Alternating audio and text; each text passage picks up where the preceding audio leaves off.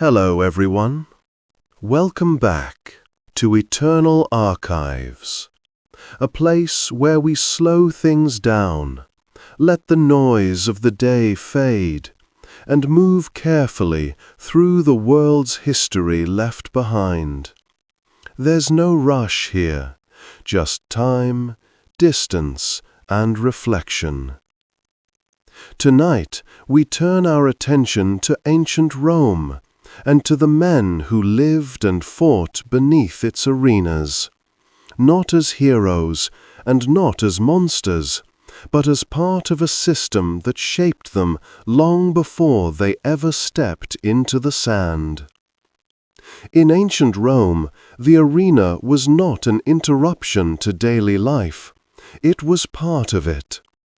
Cities across the empire were built with amphitheaters at their center, stone structures designed to gather attention and direct it downward. Thousands of people could be seated in silence or noise, watching a single space where movement, struggle, and resolution unfolded according to rules Rome understood well.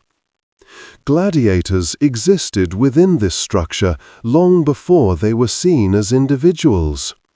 They were the result of legal, economic, and cultural systems that transformed punishment, entertainment, and authority into spectacle.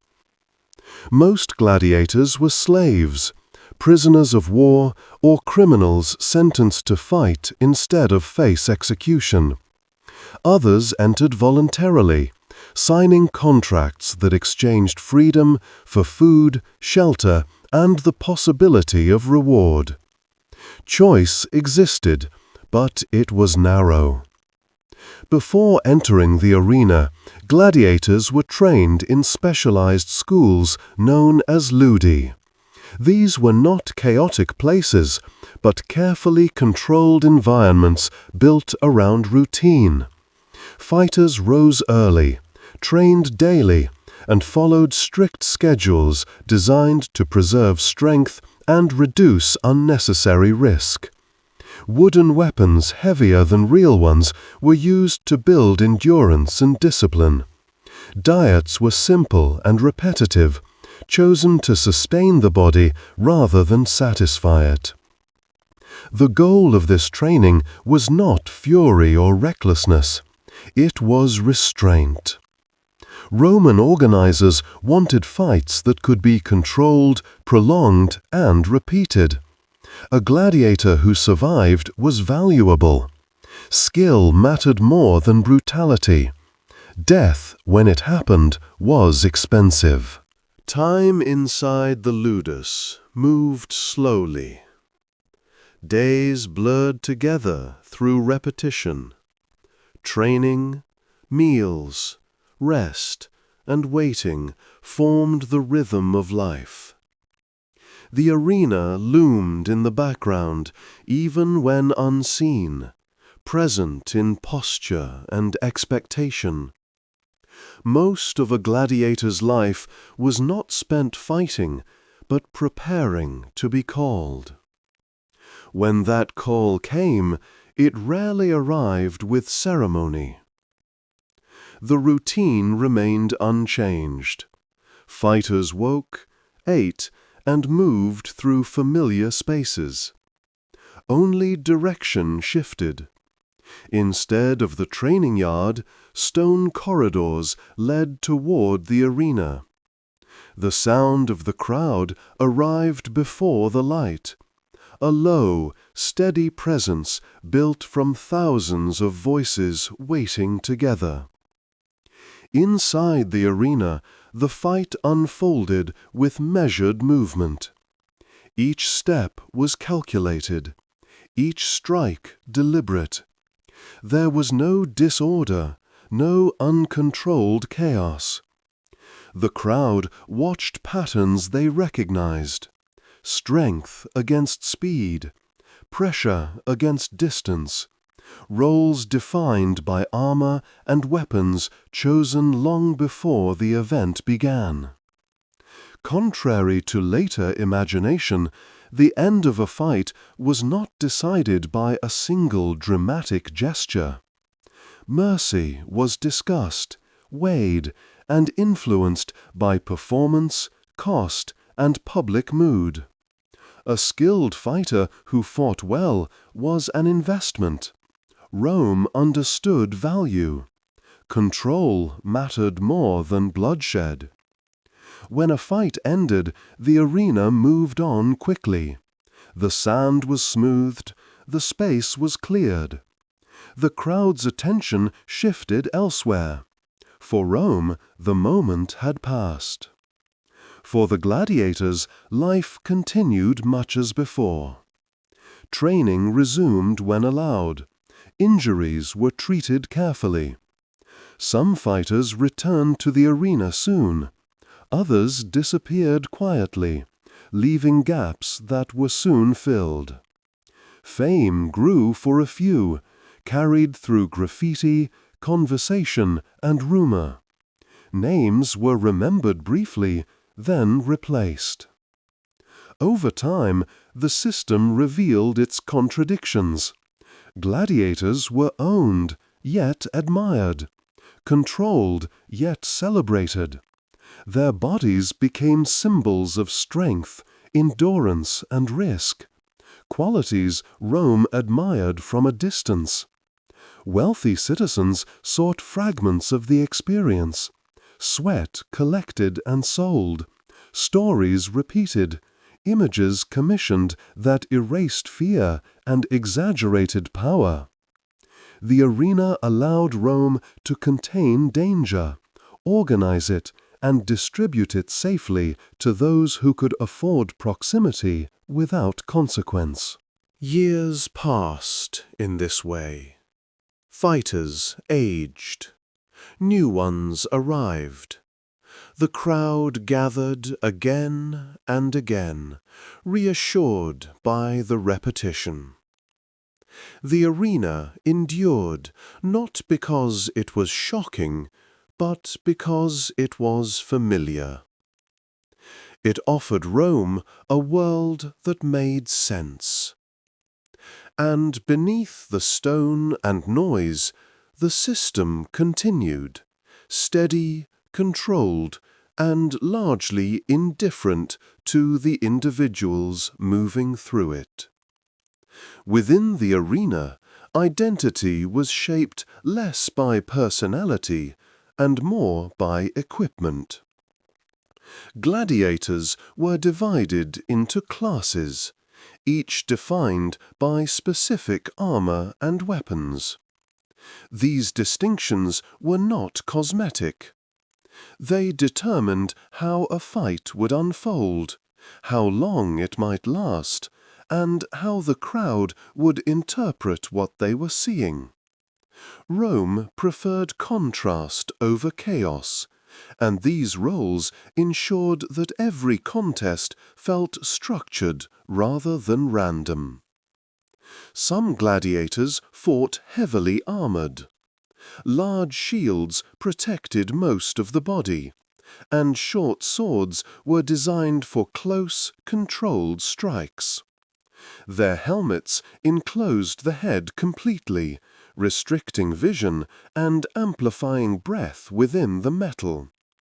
These fighters were meant to advance steadily, absorbing pressure and forcing engagements at close range. The crowd recognized them immediately as figures of endurance and persistence. Others were equipped more lightly. Smaller shields, curved blades, or spears allowed for quicker movement and sharper angles of attack. These fighters relied on agility rather than protection, using speed to avoid direct confrontation. Their role was to unsettle heavier opponents, creating tension through constant motion and narrow escapes. One of the most distinctive classes fought with minimal armor. Carrying a net and a trident, these gladiators relied almost entirely on distance and timing. Without helmets or large shields, they were visibly exposed, and the risk was obvious to everyone watching.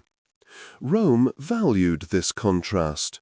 Vulnerability heightened attention. These roles were not chosen by the fighters themselves.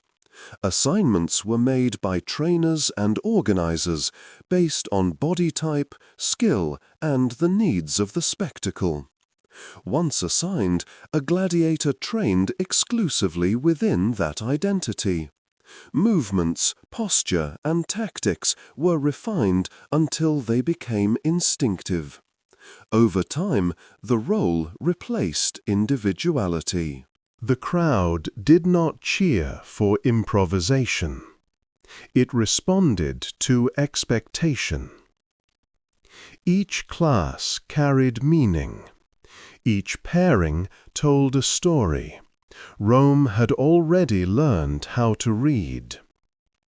When those expectations were met, satisfaction spread quietly through the stands.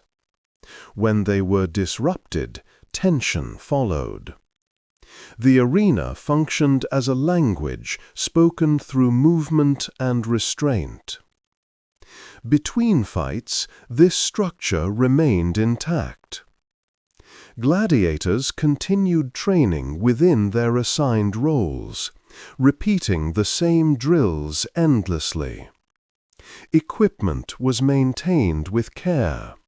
Armor was repaired, weapons inspected, routines preserved. The system depended on consistency. A predictable fighter was easier to manage, easier to sell, and easier to replace. Outside the arena, these distinctions followed them. Graffiti depicted fighters by class rather than name. Merchants referenced styles of combat rather than individual lives.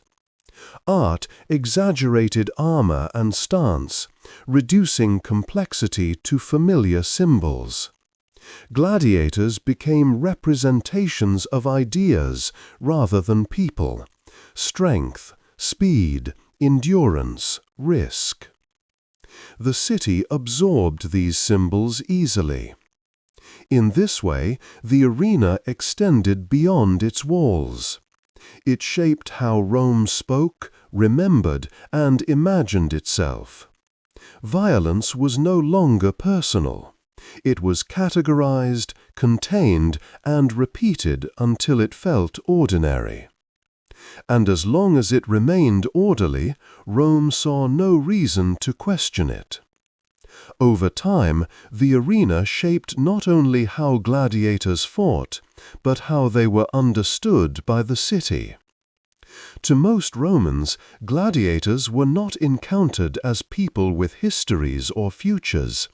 They were encountered as moments, as brief appearances framed by noise, movement, and resolution. The weeks and months that surrounded those moments were invisible and largely irrelevant to the public. This distance made it easy to admire without empathy. Crowds gathered from every level of society. Senators sat above merchants. Soldiers stood beside laborers. Slaves watched from the margins. For a few hours, social divisions softened, replaced by a shared focus on the sand below. The arena offered Rome something rare, a collective experience that required no explanation. What unfolded there felt controlled, contained, safe. The presence of rules mattered. Referees ensured fights followed expected patterns. Medical staff stood ready. Organizers monitored pacing and outcome. Even danger itself was regulated. This was not disorder spilling into the city, but danger held carefully within stone walls.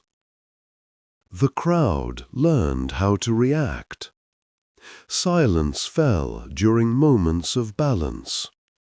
Approval rose when fighters performed well within their roles. Displeasure surfaced when expectations were broken too quickly or too slowly. The arena trained its audience as much as it trained its fighters. Over time, this conditioning extended beyond the games.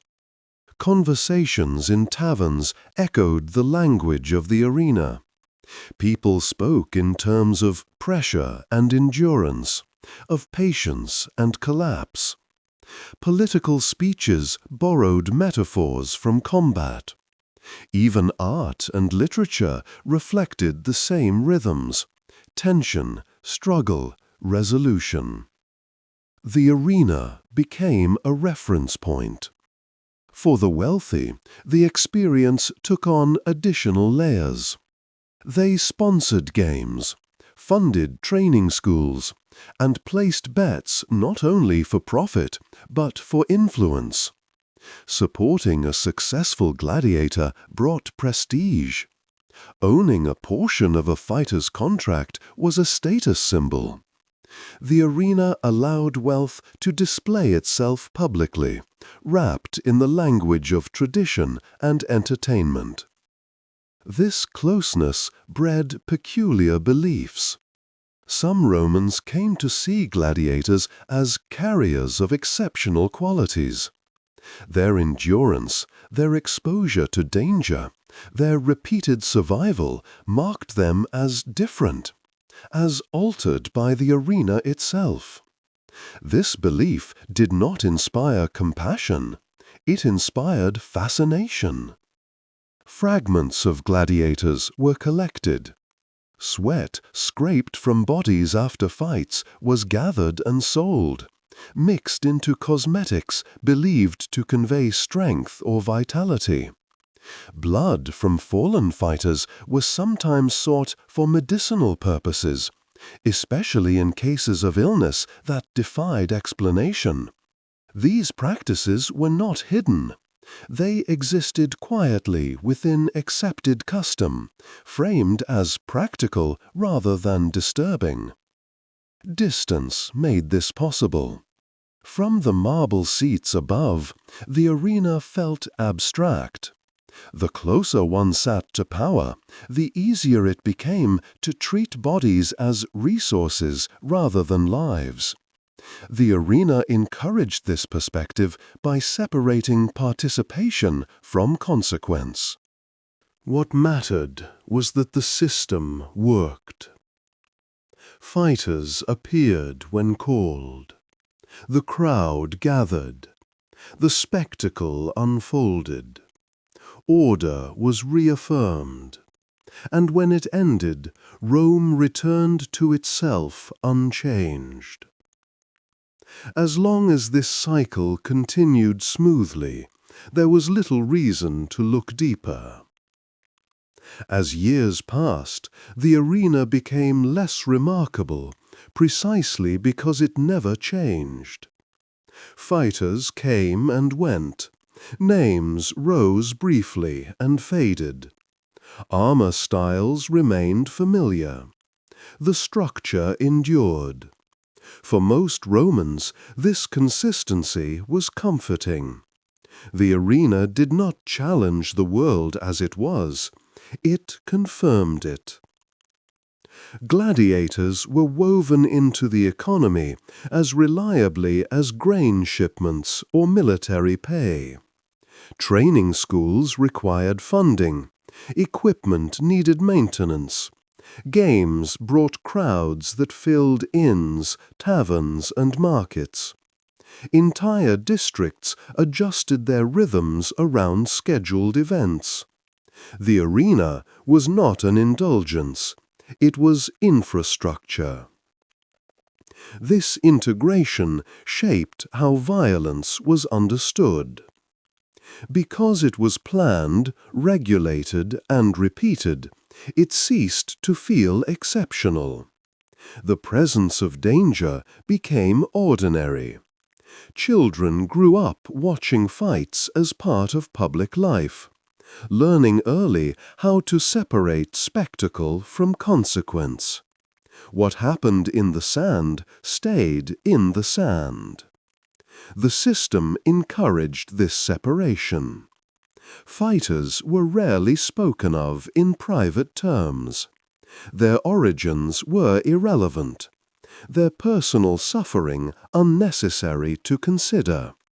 What mattered was performance, consistency, reliability. A gladiator who fought well was praised.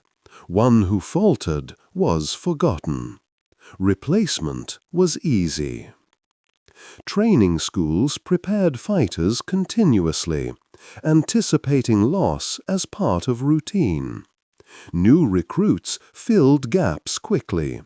The audience barely noticed the change. The arena's rhythm did not allow for pause. This inevitability shaped behavior on both sides of the sand. Fighters learned not to draw attention beyond their role. Organizers learned not to invest emotionally. The crowd learned not to ask questions. The system functioned best when everyone understood their place. Occasionally, something disrupted this balance. A fight that ended too quickly. An unexpected outcome. A display of fear where composure was expected.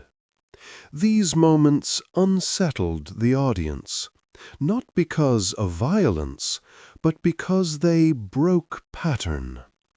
They reminded spectators that the figures below were not symbols, but people. Such moments were brief. The arena absorbed disruption efficiently. Rules were reinforced. Expectations recalibrated. The next contest began. Memory adjusted. Rome preferred continuity over reflection. In this way, the arena taught an important lesson: that repetition could dull even the most extreme experiences, that familiarity could neutralize discomfort, that systems once normalized rarely felt cruel to those who benefited from them. As long as the structure held, the city saw no need to examine its foundations. The sand was prepared, the seats were filled, and the cycle continued. Not every Roman experienced the arena in the same way. For those who lived far from the centers of power, the games were one of the few moments when the empire felt tangible. Governors and officials might be distant figures, and wars might be fought beyond the horizon, but the arena brought Rome's authority into view. It demonstrated, in physical terms, that order could be imposed, maintained, and displayed. This visibility mattered. In a world shaped by uncertainty, the arena offered predictability. Events followed schedules. Roles were clearly defined. Outcomes, while not always known, were bounded by rules. This structure was reassuring, especially in times of political tension or economic strain. When the arena functioned smoothly, it suggested that the empire itself was still intact. The sand was prepared, the seats were filled, and the cycle continued. Not every Roman experienced the arena in the same way. For those who lived far from the centers of power, the games were one of the few moments when the empire felt tangible. Governors and officials might be distant figures, and wars might be fought beyond the horizon, but the arena brought Rome's authority into view. It demonstrated, in physical terms, that order could be imposed, maintained, and displayed. This visibility mattered. In a world shaped by uncertainty, the arena offered predictability. Events followed schedules, roles were clearly defined. Outcomes, while not always known, were bounded by rules. This structure was reassuring, especially in times of political tension or economic strain. When the arena functioned smoothly, it suggested that the empire itself was still intact. The sand was prepared, the seats were filled, and the cycle continued. Not every Roman experienced the arena in the same way. The games were often timed deliberately. They coincided with festivals, political announcements, or moments when public attention needed direction. Large crowds meant fewer people focused on unrest elsewhere. The arena did not merely entertain, it occupied space in the public mind. This was understood by those who organized it. Magistrates and emperors used games to reinforce loyalty, generosity, and stability. Funding large events signaled wealth and authority. Cancelling them invited suspicion. The arena became a measure of leadership as much as a cultural tradition. Within this system, gladiators served a specific role. They embodied risk without rebellion.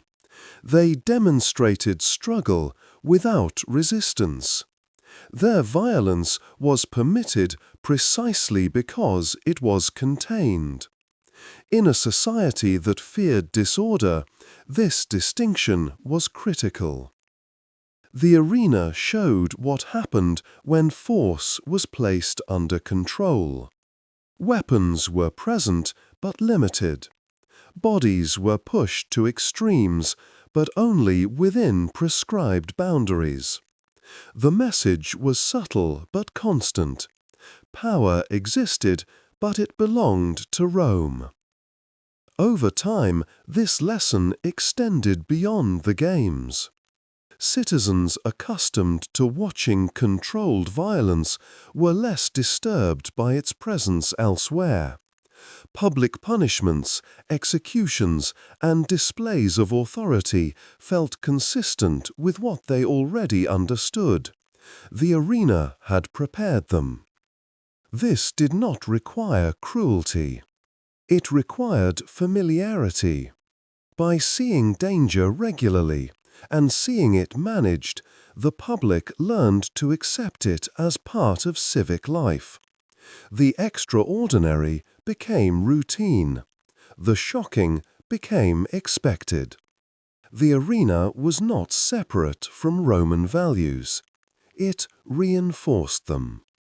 As the arena became more deeply woven into Roman life, it also shaped how people understood strength itself. Strength was no longer simply physical power or military success. It was patience under pressure, control in the presence of danger, the ability to perform without breaking form. Gladiators were admired not for uncontrolled violence, but for restraint displayed at the edge of collapse. This distinction mattered. Roman culture valued discipline above excess. Soldiers were trained to hold formation. Citizens were expected to respect hierarchy. The arena reflected these values back to the public in exaggerated form. Fighters who lost composure were not celebrated. Fighters who maintained control, even in defeat, were remembered more favorably. The crowd learned to recognize this difference. Approval did not always follow the fastest victory. It followed composure, balance, precision. A fight that unfolded slowly, with visible effort and measured response, held attention longer than one that ended abruptly. The arena rewarded endurance as much as dominance. This preference influenced how gladiators were trained. Instructors emphasized posture, timing, and awareness. Recklessness shortened careers. Calm extended them. Survival depended less on raw force than on the ability to manage space, conserve energy, and wait for openings that might never come. Over time, this approach reshaped how fighters moved even outside the arena.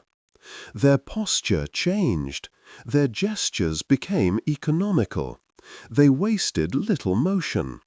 This efficiency was noticed by the public, who began to associate it with competence and authority.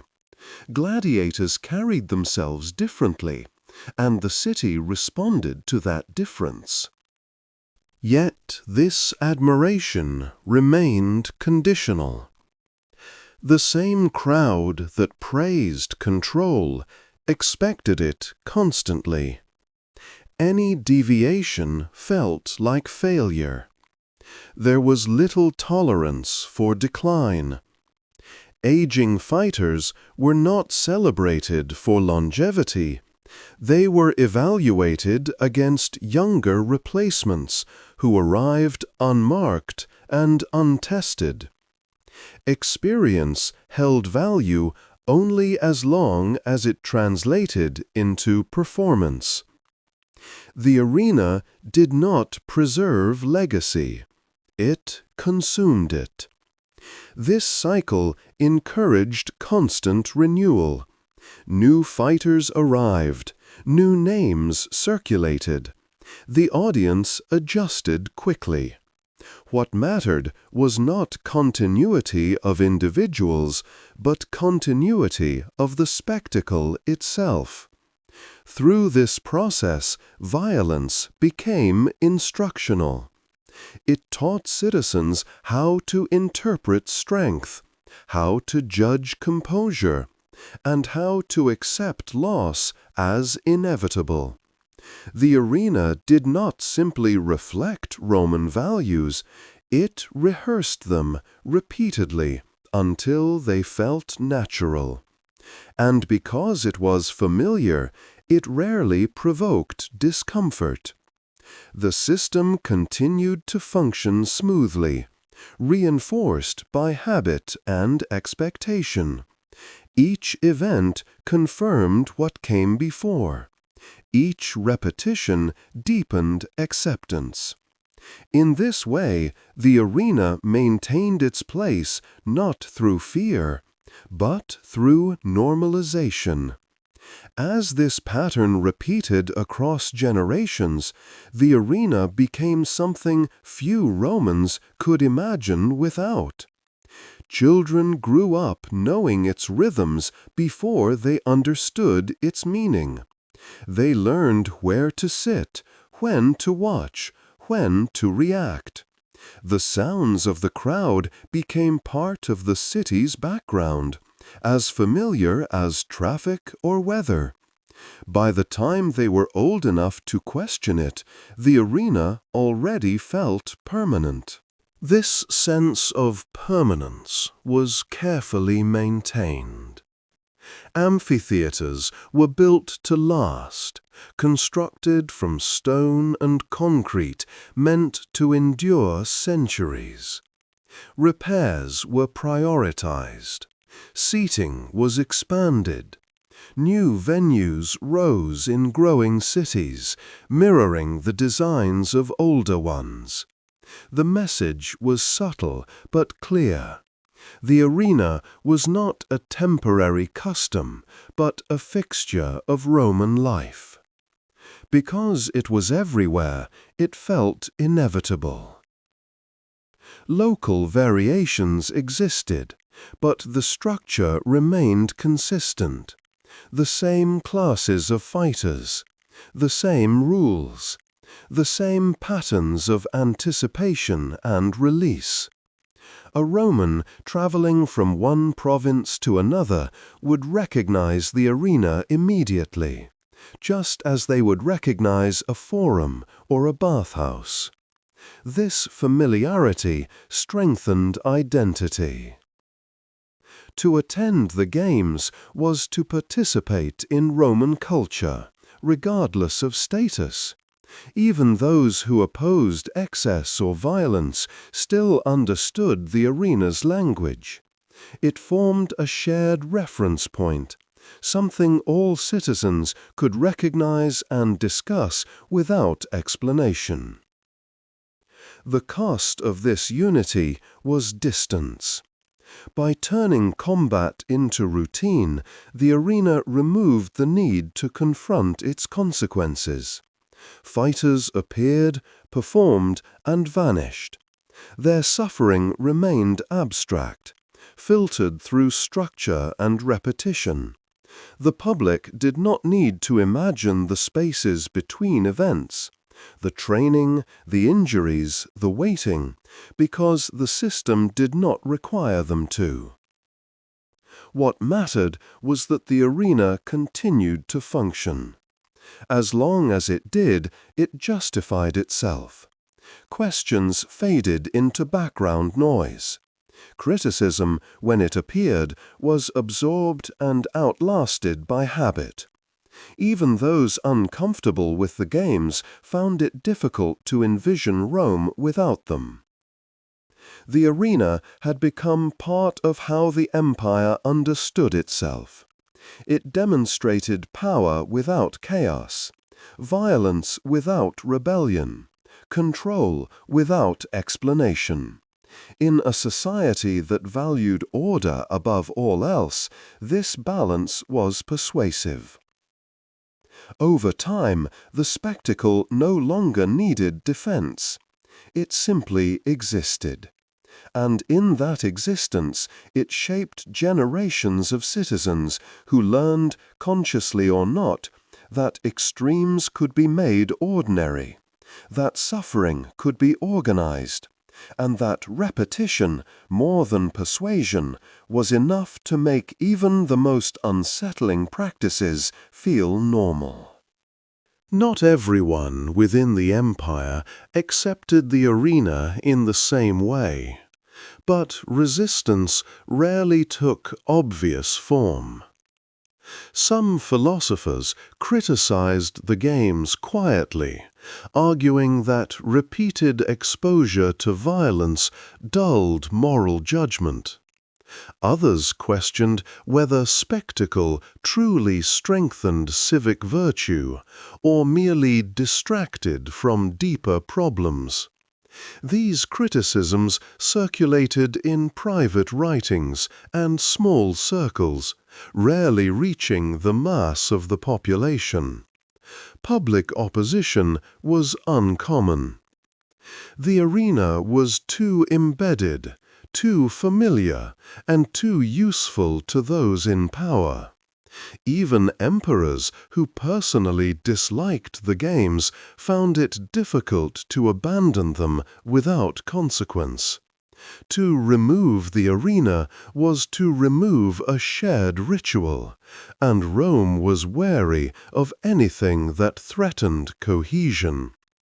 As a result, the system adjusted rather than disappeared. Rules were refined. Certain excesses were discouraged. The image of discipline was preserved. Reform came in moderation, not abolition.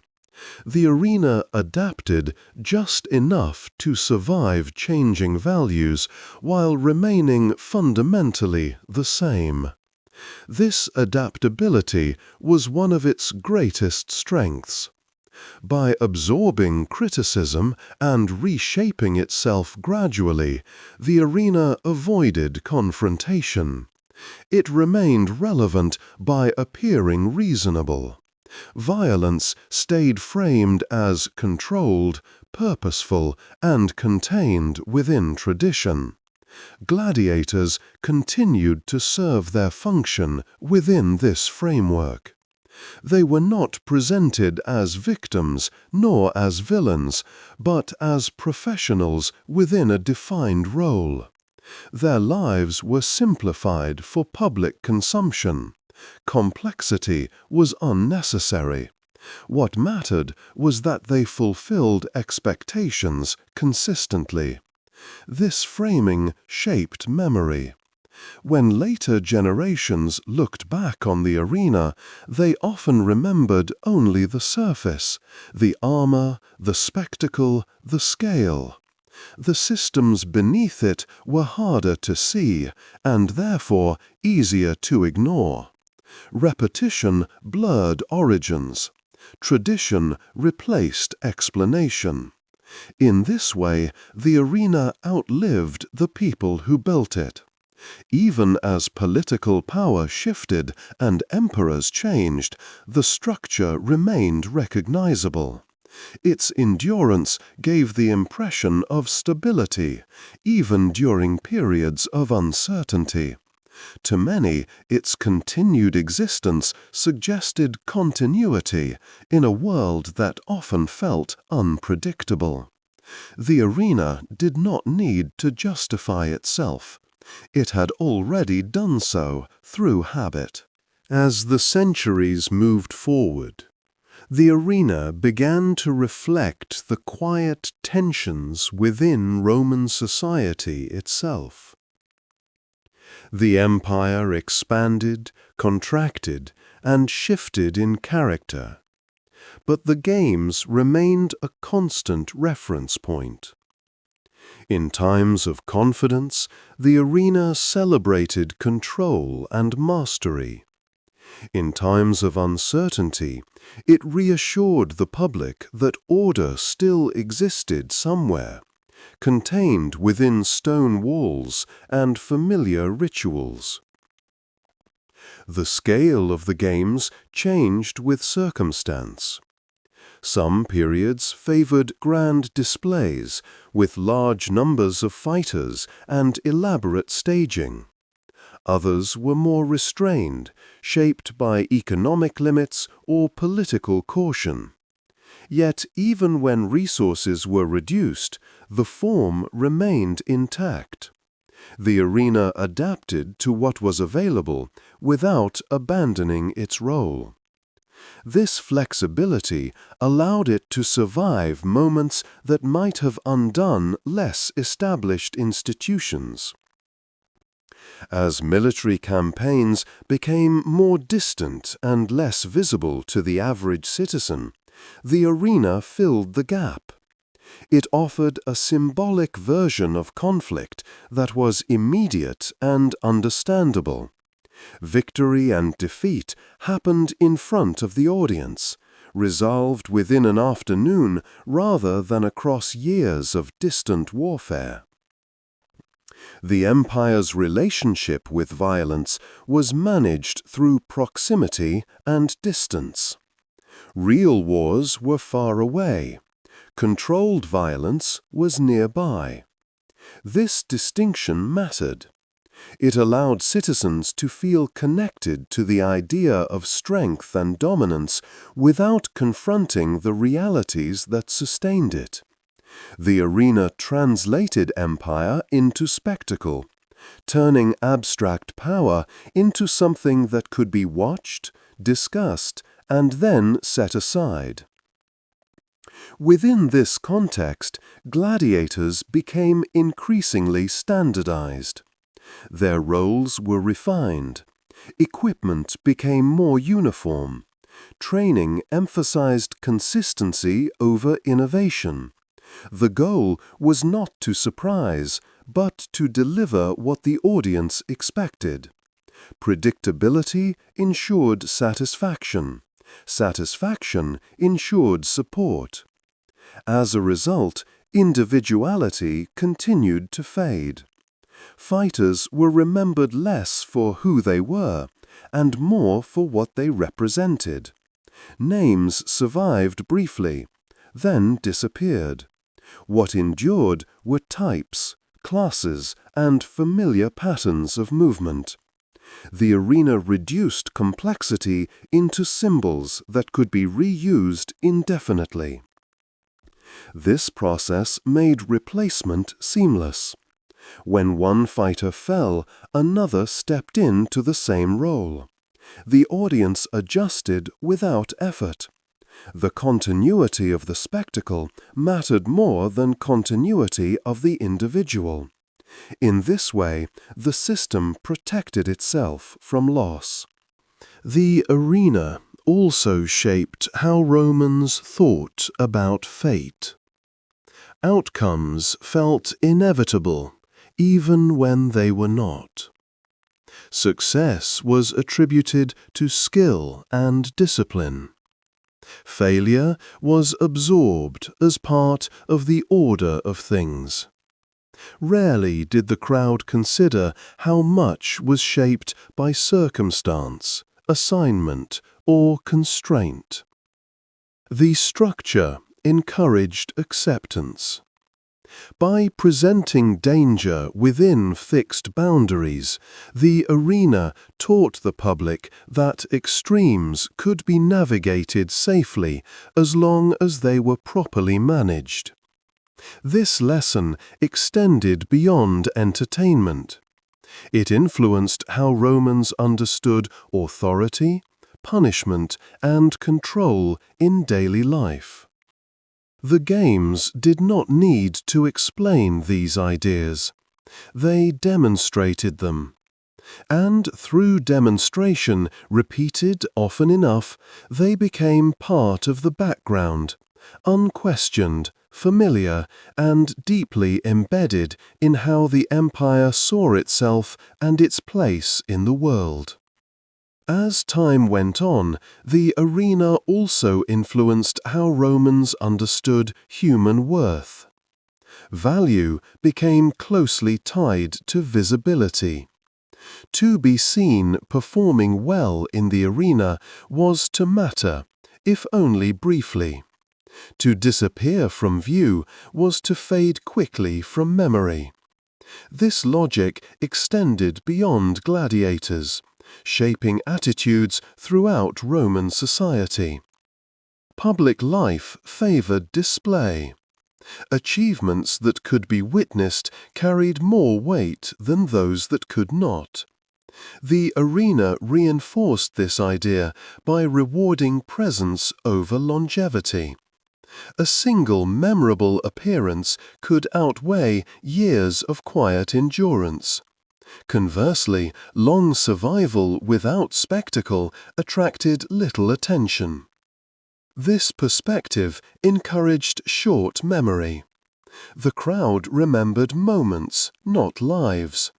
A dramatic exchange, a narrow escape, a decisive finish. These fragments were retained, repeated, and embellished. Everything else dissolved into the background noise of routine. The structure of the games supported this. Events were segmented. Each contest stood alone. There was little space for reflection between them. One outcome followed another, maintaining momentum and preventing prolonged attention on any individual fate. The arena moved forward relentlessly, and the audience followed. This momentum served a purpose. By limiting time for contemplation, the spectacle reduced discomfort. Viewers were not invited to dwell on consequences. The rhythm of the games carried them onward, ensuring engagement without introspection. The role of authority was central to this process. Decisions in the arena appeared final and unquestionable. Officials oversaw events with confidence. Outcomes were accepted, even when unpopular, because they fit within an established framework. This visible authority reassured the crowd that control existed, even in extreme circumstances. Such reassurance had lasting effects. Citizens exposed repeatedly to controlled outcomes learned to trust systems over individuals. Structure mattered more than personal narrative. Order mattered more than empathy. The arena demonstrated that complex human experiences could be simplified without consequence. This simplification made the spectacle durable. By reducing fighters to roles and moments, the games avoided the burden of moral complexity. The audience did not need to reconcile admiration with suffering, because the system discouraged such connections. What was shown was enough. In this way, the arena shaped not only entertainment, but perception itself. It trained generations to focus on surfaces, to accept outcomes as necessary, and to move forward without looking back. These habits extended into civic life, reinforcing values that favored stability, hierarchy, and continuity over reflection. The spectacle endured because it aligned so closely with how the empire understood the world. And as long as that alignment remained intact, the arena required no defense. It simply continued, supported by habit, expectation, and the quiet comfort of familiarity. As these habits settled into daily life, the arena also influenced how Romans understood participation. Attendance did not require belief or enthusiasm. One did not need to admire the games to take part in them. Presence alone was enough.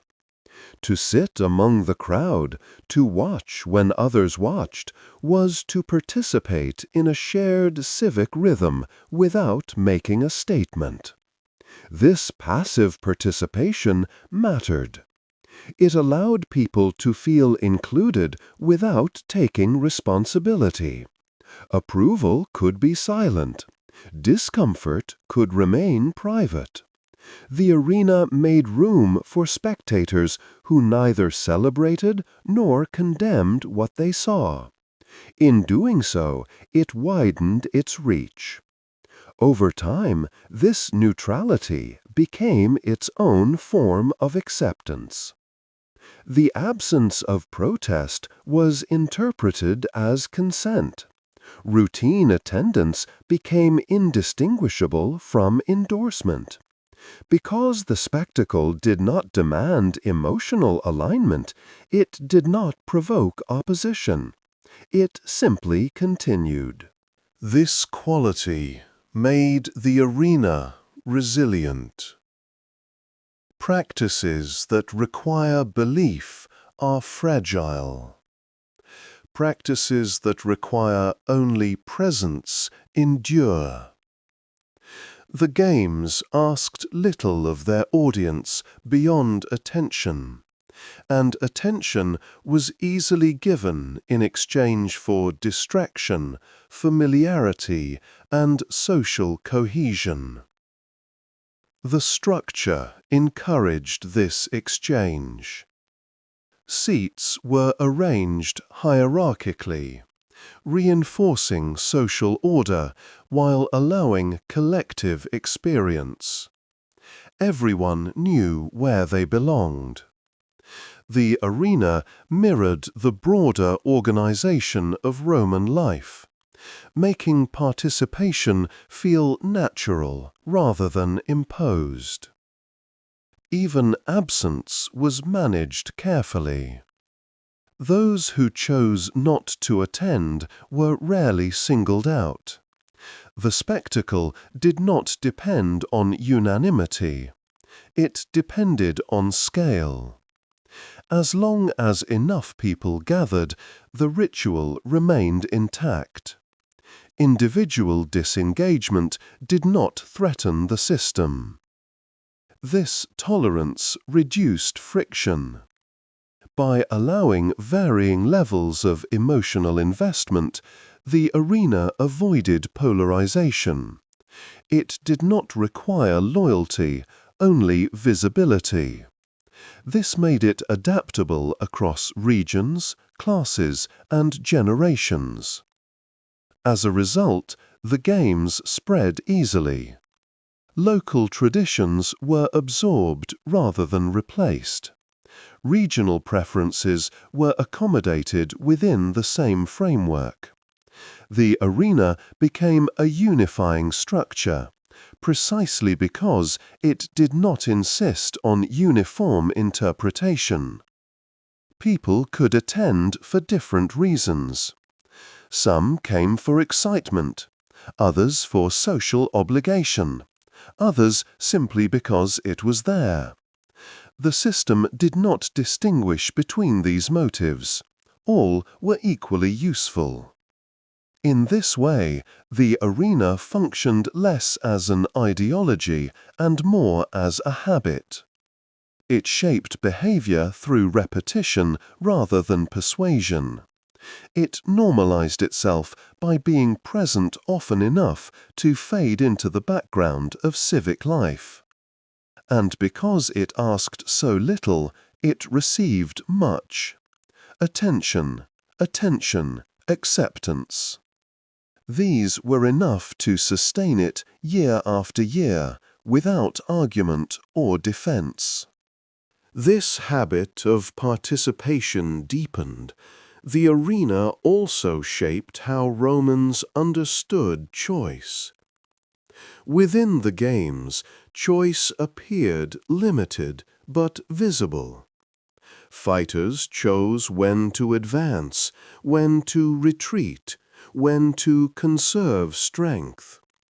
These small decisions unfolded in front of thousands of eyes, giving the impression that agency existed clearly within the boundaries set by the system. This impression mattered.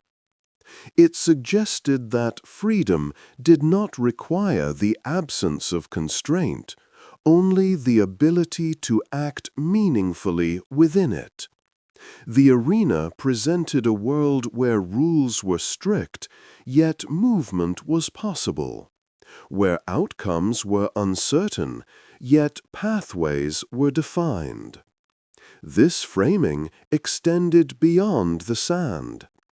In civic life, Romans were accustomed to operating within fixed hierarchies. Status was inherited or assigned. Roles were expected to be fulfilled rather than questioned. The arena mirrored this reality, reinforcing the idea that dignity could be found in performance rather than in autonomy. The crowd learned to admire this balance. Fighters who appeared composed within limitation were praised. Those who resisted structure were not. The lesson was subtle but persistent.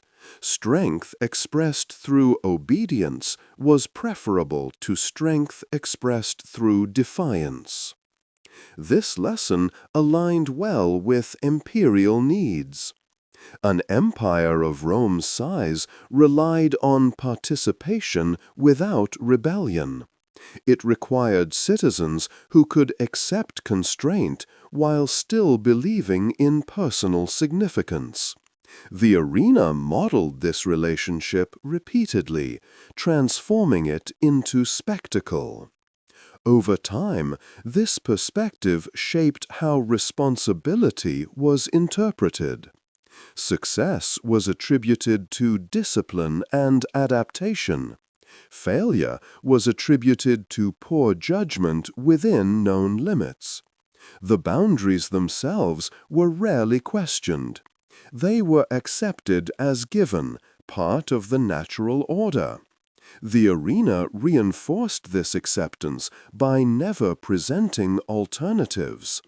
There was no version of the games without hierarchy, without assigned roles, without final authority. Every contest assumed the same framework. Variation occurred only within it.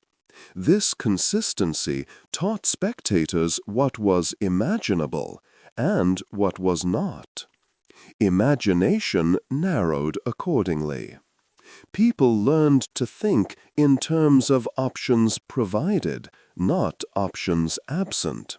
The arena did not need to argue against rebellion or reform. It simply did not depict them. What was unseen became unconsidered.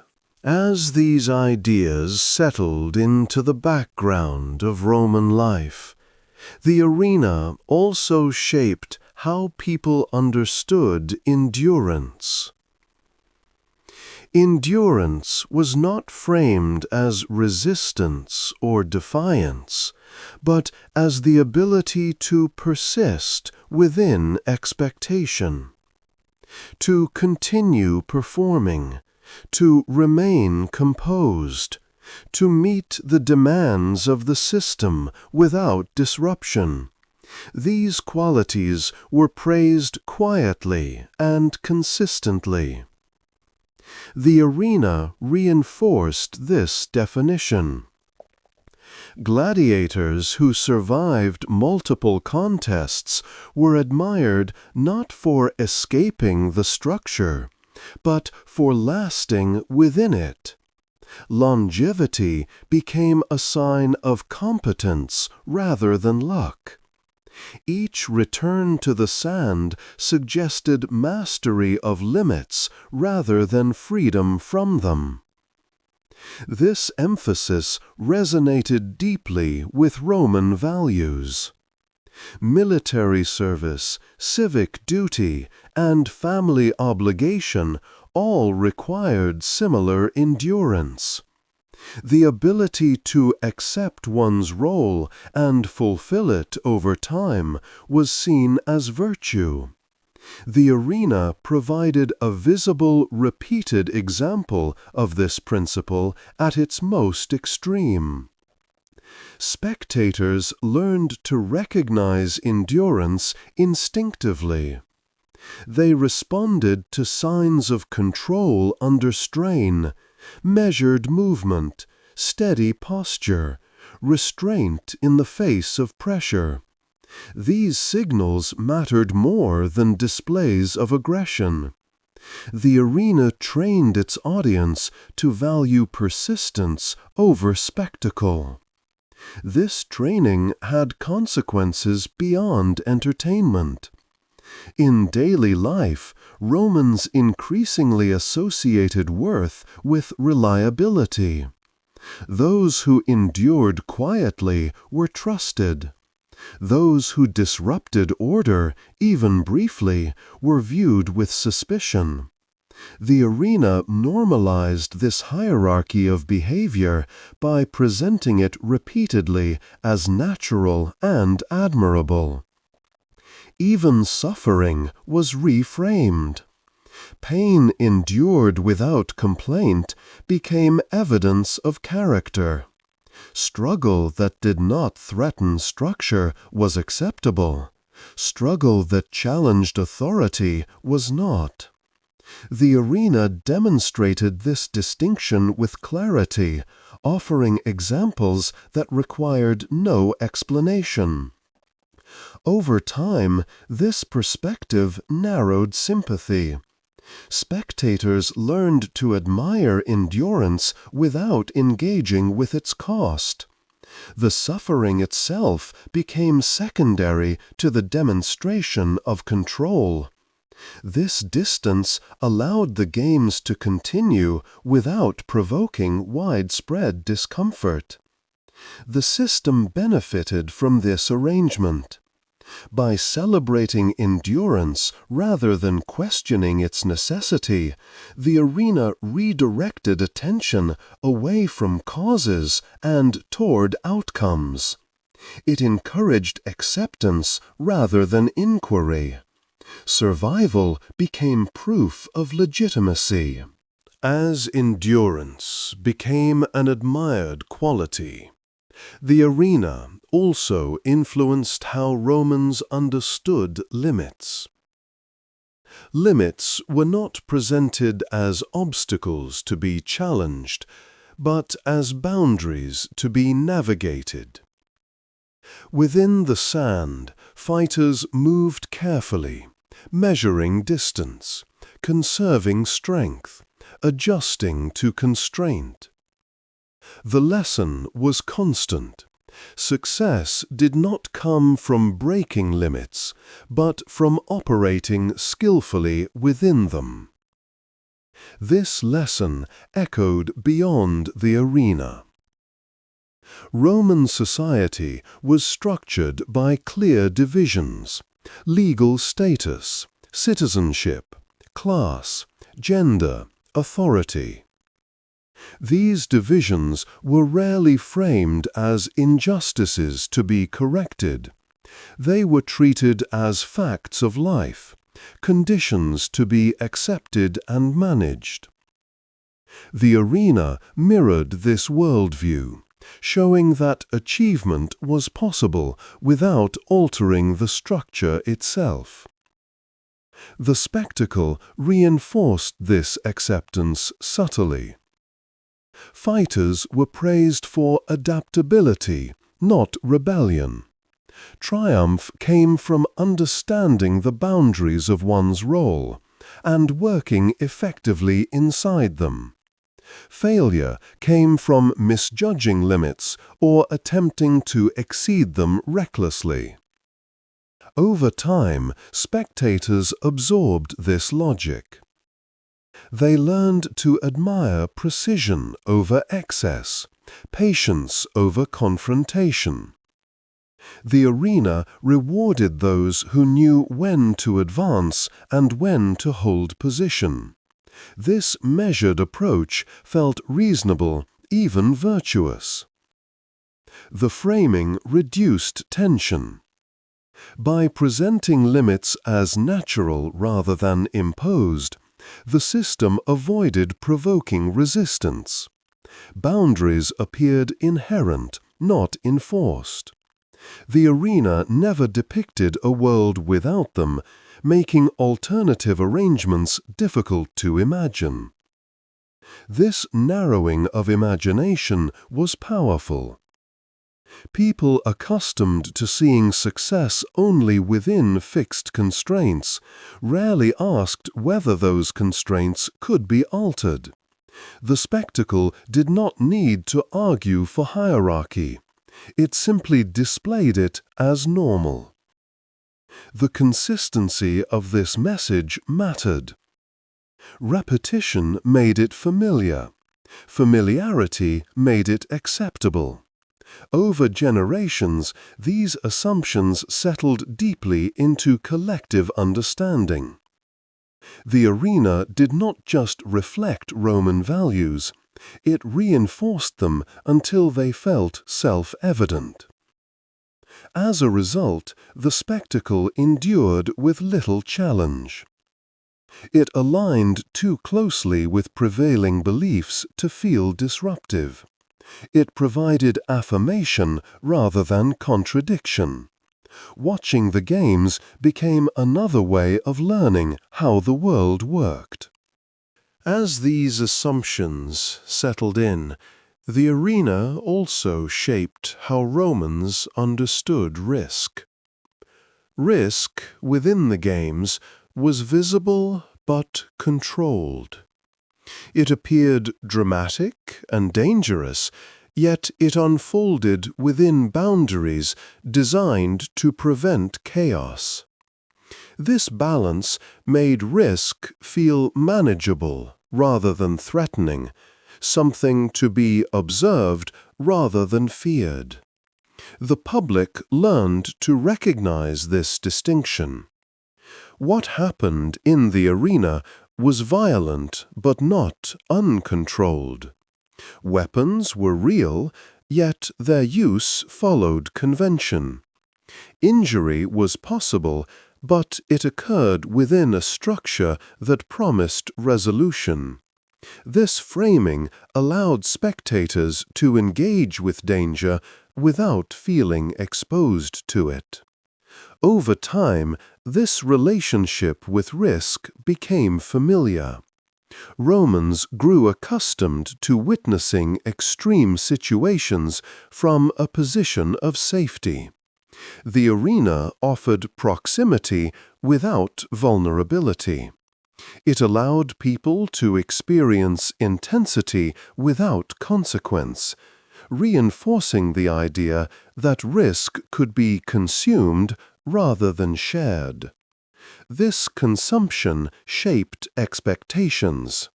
Citizens came to believe that danger, when properly managed, was acceptable and even necessary. The spectacle suggested that risk added meaning, provided it remained contained. Excessive danger, without structure, by contrast, felt unsettling. The distinction mattered in public life. Authorities presented policies, punishments, and displays of force in ways that mirrored the arena's logic. Risk was shown, but control was emphasized. Power appeared confident because it was regulated. The arena trained audiences to trust systems that displayed danger without losing command. This trust reduced anxiety. In uncertain times, the games reassured the public that extreme situations could be handled, that someone was always overseeing the outcome, that disorder would not spill beyond its assigned space. The repetition of this message was effective. By seeing risk resolved again and again, spectators internalized the belief that danger was survivable, manageable, and ultimately subordinate to structure. The arena offered proof through demonstration rather than argument. Gladiators within this framework became symbols of controlled risk. Their presence showed how far the system could stretch without breaking. Each contest tested the limits of order, then reaffirmed it by concluding cleanly. The cycle repeated without escalation. This process normalized exposure to extremes. Violence did not shock as it once might have. It became another element to be observed, evaluated, and then set aside. The arena trained people to witness intensity without emotional investment, a skill that carried into other areas of life. In this way, the spectacle did more than entertain. It adjusted the public's tolerance, teaching them how much could be seen, how much could be accepted, and how much could be absorbed without disruption. Risk, once framed this way, lost much of its strength to disturb. As comfort with risk settled in, the arena also reshaped how Romans understood spectatorship itself. Watching became a skill. It required attention without involvement, interest without responsibility. Spectators learned how to observe closely while remaining detached, how to respond at expected moments, and how to withdraw emotionally when the event concluded. This detachment was not accidental. The design of the arena encouraged it. Distance separated the seats from the sand. Elevation created hierarchy. The physical arrangement reminded viewers that they were not participants, but witnesses. This separation allowed them to engage fully without feeling personally implicated. Over time, this way of watching spread beyond the games. Romans grew accustomed to witnessing events unfold without intervening. Public punishments, political announcements, and ceremonial displays adopted similar rhythms. The role of the citizen increasingly resembled that of the spectator, present, attentive, but passive. The arena trained this posture through repetition. By presenting intense situations that required no response beyond observation, it reinforced the idea that witnessing was enough. Action belonged to designated figures below. Authority belonged elsewhere. The crowd's role was to watch, react briefly, and then disperse. This habit reduced friction. A population practiced in spectatorship was easier to manage. Engagement could be directed, timed, and concluded. Emotion could be stirred without needing to be resolved. The arena offered a controlled outlet for attention that might otherwise seek expression in less predictable ways. The spectacle also taught limits to empathy. Spectators learned when to feel interest and when to disengage. Prolonged concern was unnecessary. The system would handle outcomes. This understanding allowed people to move on quickly, preserving emotional distance. Such distance proved useful. In a large empire, it was impractical for citizens to feel deeply about every event.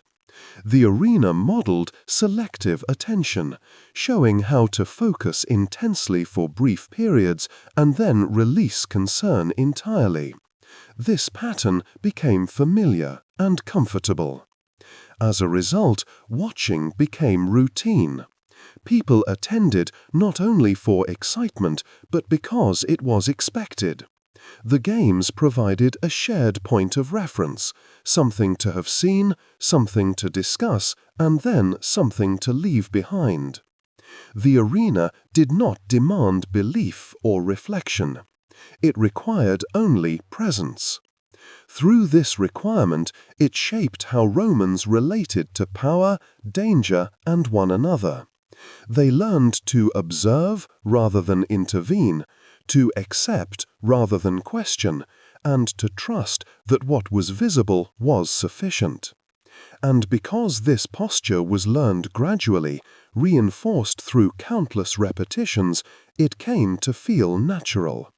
The arena did not merely show events, it taught Rome how to watch them. As this posture became familiar, the arena also shaped how Romans understood distance. Distance was not only physical, but emotional and moral. The separation between seats and sand ensured that what happened below could be observed without being felt directly. This separation made it possible to engage without discomfort. to acknowledge events without absorbing their weight. Over time, this distance became a habit. Romans learned to stand close to intensity without crossing into involvement. The arena taught that proximity did not responsibility. One could see everything and still remain untouched. This lesson extended into daily life, shaping how people responded to hardship beyond the games. Suffering became something that happened elsewhere. It was visible, acknowledged, and then set aside. The system did not encourage denial, but it discouraged connection. Events were framed as necessary, expected, and ultimately resolved by authority. This framing reduced uncertainty. By placing difficult experiences within a controlled environment, the arena reassured spectators that disorder could be managed. Distance allowed fear to exist without overwhelming. The presence of structure suggested that even extreme situations were contained. The city absorbed this logic easily. Forums, courts, and ceremonial routes emphasized visibility and separation. Power was displayed from a distance, reinforcing the idea that authority operated beyond direct reach. Citizens learned where they stood. They watched decisions being made, punishments enacted, honors bestowed, all from positions that required no participation beyond observation. The arena prepared them for this role by rehearsing it repeatedly. This separation also shaped memory. Events remembered from a distance lost their immediacy. Details faded. Emotional intensity softened. What remained were outlines. Who prevailed, who fell, that order was restored.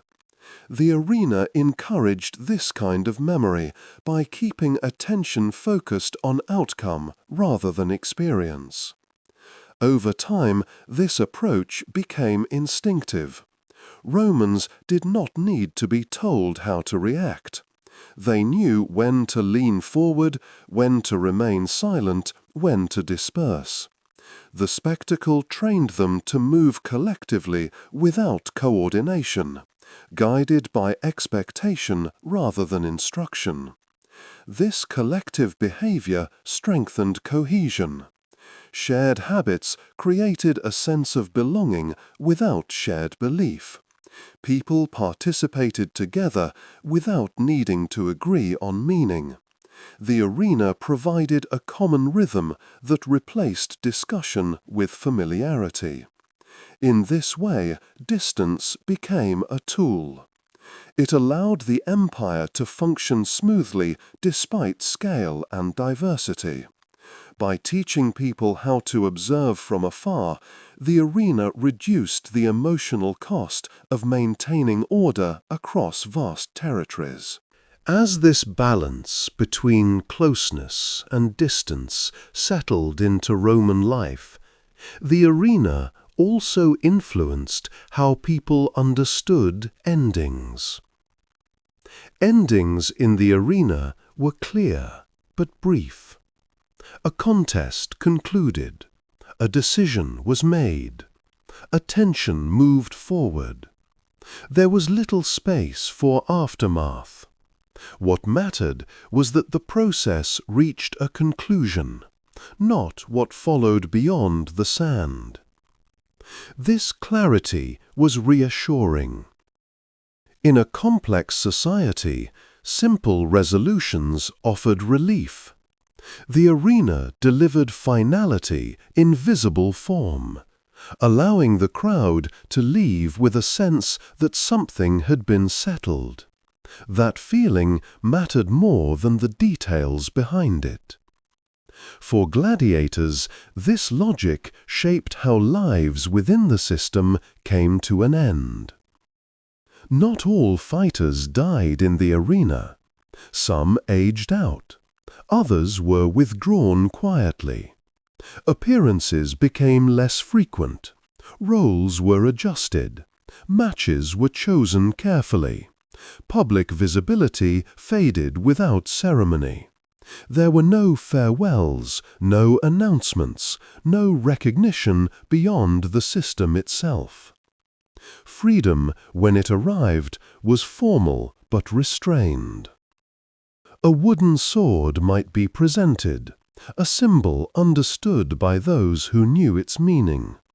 It marked the end of obligation, the closing of contracts that had governed years of routine. To the crowd, it passed almost unnoticed. To Rome, it was simply a transition completed. Life beyond the arena felt unfamiliar. The rhythms that once structured every day were gone. Training no longer dictated time. Waiting no longer carried the same weight. Some former fighters remained close, training others or working as guards. Others disappeared entirely, their names dissolving into the city without trace. This quiet departure was expected. The arena was never built around individual stories. It was built around continuity. When one life moved on, another filled the space left behind. The structure endured without pause. The sand was prepared again. The seats were filled, and Rome continued. Imagine the arena now, long after the crowds have gone. The stone still stands, worn smooth by time. Grass grows where sand once lay, carefully leveled. The noise has faded, replaced by wind moving gently through open arches. What happened here remains, not as spectacle, but as memory. Stories like this ask us to slow down. They remind us that history is shaped not only by moments of drama, but by systems that continue quietly for generations. Repetition makes the extraordinary feel ordinary. Familiarity replaces reflection. And over time, what once demanded attention becomes background. As you settle into rest, picture the arena in stillness. The air is cool, the light is soft. Nothing is being asked of you now. The story has reached its end. Take a slow breath. Let the day fall away. Let the past rest where it belongs. When you're ready, there will always be another story waiting.